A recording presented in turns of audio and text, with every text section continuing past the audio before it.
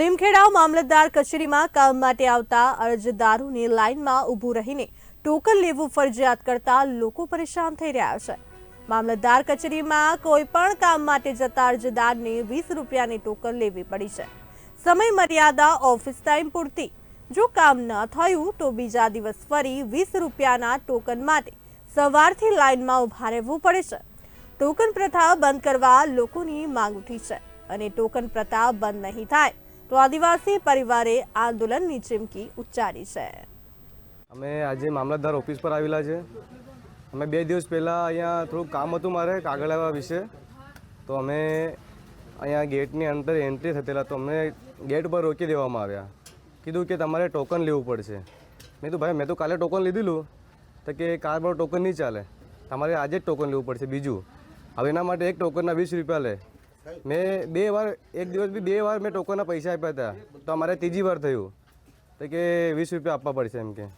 પછી ભાઈ મેં તો કેમ આવું ભાઈ, ટોકન તો મારી પાસે છે ને, તો કે ના એ નહીં ચાલે, એ તારીખ અલગ થઈ ગઈ, આ બીજી તારીખ થઈ, એના માટે અલગ ટોકન લેવું પડશે। મેં કીધું યાર આવી રીતના થોડી ચાલે। મેં કીધું ભાઈ 20 રૂપિયા મફત થોડી આવે છે, તો કે નહીં ચાલે એમ કે। તો ભાઈ ટોકન તમે જમા કરી લો છો અંદર, તો પછી માણસ પાસે ટોકન છે તો તમારે અંદર જવા દેવું પડે, તો કે ટોકન લેવું પડશે। તો ભાઈ અંદર મારે તે દિવસ ખાલી સહી જ કરવાની બાકી રહી ગઈ, તો કે કંઈ બી કામ હોય ભાઈ તમારે 20 ટોકન તો લેવું પડશે। ભાઈ માણસને અંદર આધાર કાર્ડ કરાવવા માટે જઈ શકે છે, ચૂંટણી કાર્ડ કઢાવવા માટે જઈ શકે છે, સાહેબને મળવું હોય કે કોઈ બીને મળવું હોય, એના માટે બી થોડું ટોકન લેવાય। આ ચાલો એક એક્ટિવિટી છે, તો એ ભાઈ તમે પૂછીને કહો ભાઈ તારે એક્ટિવિટી કરાવવાની છે તો એનું ટોકન લો તમે। ડાયરેક્ટ કે ભાઈ ટોકન લેવું પડશે કોઈ બી જગ્યા પર જાઓ, આવી રીતના તો ના ચાલે ને, કે 20 રૂપિયા મફત તો આવતા નથી। કેટલી મહેનત કરીને ભાઈ લોકો કમાય છે, તારે 20 રૂપિયા આવે છે। હવે ગામડામાંથી લોકો હોય ભાડું કરીને આવે, ગાડીમાં બેસીને આવે, તો રોજના એને 200 રૂપિયા તો એમ જ ઉડી જતા હશે। તો આવી રીતના ટોકન પ્રથા બંધ થવી જોઈએ અને લોકોને ડાયરેક્ટ એક્ટિવિટી થાય ત્યાં જ પૈસા લો તો પણ સારું રહે। અને બીજું એક વસ્તુ છે કે આજે લોકોને લાઇનમાં ઊભું રહેવું પડે છે, ટોકન માટે બી લાઇનમાં ઊભું રહેવું પડે છે। તો અમારે એટલું જ કહેવું છે કે અમે આનો વિરોધ કરીએ છીએ। જો આ પ્રથા બંધ ના થાય તો અમે કલેક્ટર સાહેબને પણ મળશું અને પછી એની આગળ બી જઈશું। જય જોહાર, જય આદિવાસી। અમારી પાસે ફરિયાદ મળેલી હતી કે અરજદારો દ્વારા દરેક કચેરીમાં આવતા કોઈપણ કામ માટે મામલતદાર કચેરીમાં ટોકન સિસ્ટમ દાખલ કરીને પૈસા લેવામાં આવે છે, પણ એ વાત ખરેખર ખોટી છે। ફક્ત અને ફક્ત ઇટીવીટીની અંદર જે સર્ટિફિકેટ છે એના સર્ટિફિકેટ મેળવવા પૂરતી જ એમને 20 રૂપિયા ફી ચૂકવવાની છે।